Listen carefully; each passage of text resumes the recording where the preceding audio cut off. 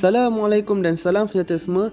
Hari ini saya akan kongsikan tentang topik kewangan, persediaan kewangan sebelum membeli rumah. Katakanlah anda seorang pemuda yang dah bekerja selama 3 tahun. Jadi anda decide beli rumah untuk diri sendiri, ataupun mungkin anda sudah berkahwin dan nak bersuit-suit dengan pasangan anda. Tak kisahlah apa pun, yang penting kena ingat beli rumah ni adalah satu komitmen kewangan yang sangat besar. Tempoh masa sangat panjang, sampai 30 tahun. Jadi jom kita tengok apa persediaan kewangan sebelum membeli rumah. Yang pertama ialah gaji. Okey, baiklah, kita ambil gaji 2,500. DSR pula kita tetapkan 60%. DSR ni ialah debt service ratio, maksudnya kadar nisbah hutang berbanding pendapatan kita. Biasanya untuk orang yang gaji 3,000, 4,000 ke bawah, DSR lebih kurang 60% maksimum. So kita ambil yang tu, 2,500 darab 60%, kita akan dapat 1,500. Maksudnya 1,500 ni semua untuk bayar hutang kita. So baki yang tinggal 2,500 tolak 1,500 sama dengan 1,000 sebulan. Dengan 1,000 sebulan ni lah kita akan buat simpanan, bayar duit minyak, beli keperluan rumah, bayar bil elektrik, bil air dan macam-macam lagi.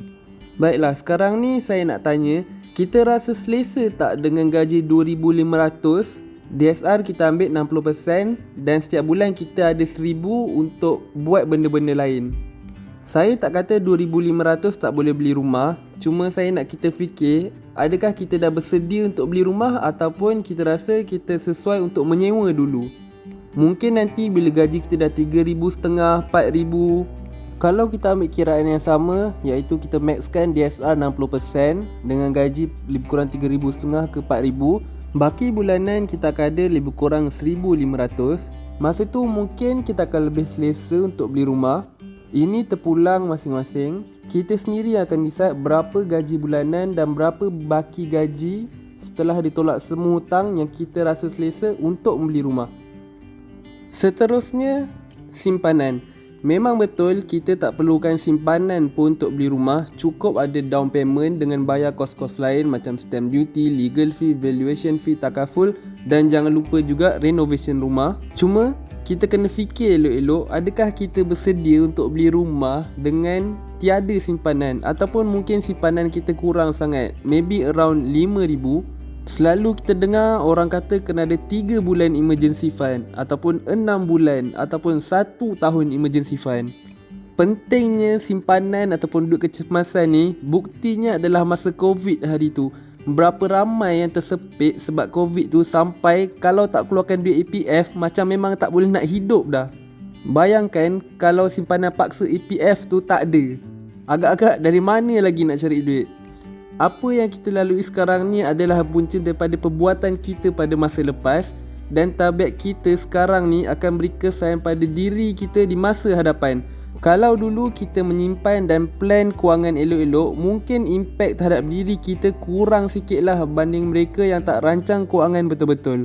Memang betul, COVID ni memang ramai orang tak jangka lah. Apa pun benda dah berlaku, jangan asyik nak salahkan orang lain je sampai lupa salah sendiri, sampai lupa yang kita tak jaga kewangan kita betul-betul.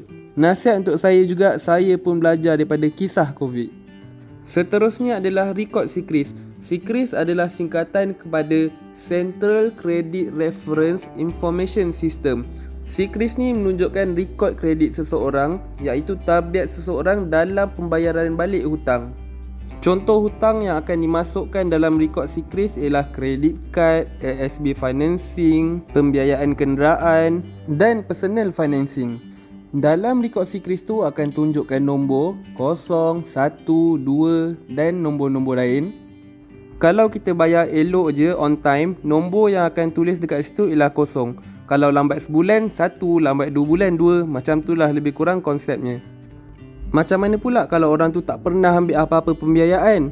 So, tak adalah rekod SECRIS. Bagi mereka yang tak pernah ambil apa-apa pembiayaan, dari kacamata bank pandang mereka yang tak ada rekod SECRIS ni, rekod tak cantik sangat sebab bank tak tahu tabiat seseorang ni dalam pembayaran balik hutang. Jadi, pastikan rekod dalam SECRIS kita kosong je, tak ada nombor lain. Barulah senang untuk dapat pembiayaan. Jom saya explain lebih sikit tentang Debt Service Ratio, DSR. DSR menunjukkan berapa peratusan hutang kita berbanding dengan pendapatan kita. Formulanya ialah hutang bahagi dengan pendapatan.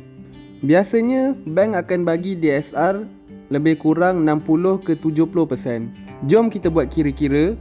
Dalam contoh ni saya bagi gaji bersih 3,000 tolak dengan kad kredit 200, kereta 500 dengan hutang PTPTN 200. So total jumlah hutang 900. Nak kira DSR, hutang bahagi dengan pendapatan 900 bahagi dengan 3,000, kita akan dapat 30%. Kalau bank benarkan DSR maksimum 60%, sekarang ni DSR 30% je. Jadi kita boleh tambah DSR lagi 30%, iaitu lebih kurang RM900 untuk bayar rumah. Kalau kita buat kira-kira dengan bayaran RM900 sebulan, pembiayaan yang kita boleh dapat lebih kurang RM200,000. Limit DSR ni penting supaya kita boleh jalani kehidupan seharian kita untuk beli barang, untuk isi minyak, untuk bayar tol dan lain-lain. Takkanlah semua duit kita nak habiskan untuk hutang. Nanti nak makan apa pula? Terdapat perbezaan limit DSR bagi mereka yang bergaji 3-4 ribu berbanding dengan 10-20 ribu. Maksimum DSR bagi mereka yang bergaji besar boleh sampai 80 ke 90%. Sebab, jom kita buat kira-kira. Saya ambil contoh gaji bersih 20 ribu, maksimum DSR 80%. Jadi, 80% darab 20 ribu dapat 16 ribu.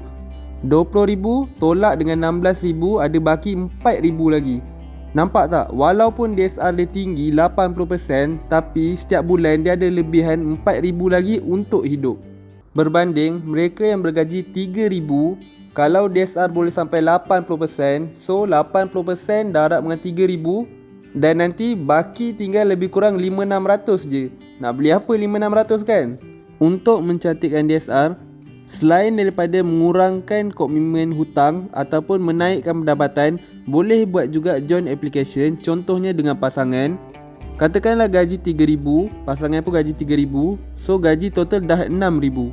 Apapun saya tak sarankan sangat buat joint application ni, semuanya berbalik kepada diri masing-masing. Seterusnya, kena ambil tahu semua kos terlibat dalam pembelian rumah. Bukan hanya 10% down payment je, ada legal fee, stamp duty, valuation fee dan juga jangan lupa kos renovation. Jenis rumah juga memainkan peranan yang penting, sama ada landed ataupun high rise, freehold vs leasehold, lokasi rumah dan ketika beli rumah tu sama ada masih bujang ataupun sudah berkahwin. Mungkin masa bujang kita tak fikir panjang, kita just beli je rumah asalkan kita boleh duduk. Tapi nanti bila dah berkahwin, dah ada anak, rasa rumah tu macam kecil pula, so kena beli rumah baru. Ataupun mungkin rumah tu dah okey, cuma nanti tiba-tiba pasangan punya tempat kerja jauh pula daripada rumah tu, kena consider untuk pindah rumah lagi. Jadi mungkin boleh consider masa bujang sewa je rumah dulu. Yang terakhir adalah offer yang kita boleh dapat bila kita beli rumah tu. Contohnya mungkin ada pengecualian duty stamp ataupun ada offer daripada pemaju untuk rumah yang under construction. Contohnya dapat aircon free, cabinet free, water heater free dan lain-lain lagi. Yang ni semua akan jimatkan kos renovation nanti. Dan boleh tengok juga akaun 2 EPF kita. Mungkin duit dalam akaun 2 EPF kita boleh digunakan untuk bayar wang pendahuluan. Apapun kena ingat, pembelian rumah ni adalah satu komitmen kewangan yang sangat besar. Kena tanya hati dan perasaan balik, adakah kita betul-betul yakin untuk beli rumah ni ataupun masih dapat keraguan lagi. Beli rumah ni bukan macam beli iPhone 14 Pro Max tu yang harga lebih kurang 7-8 ribu. Beli rumah ni harga dia ratus-ratus ribu dan kita akan diikat selama lebih kurang 30 tahun. Jadi fikir masak-masak sebelum buat pembelian rumah. Slowly but surely and trust the process.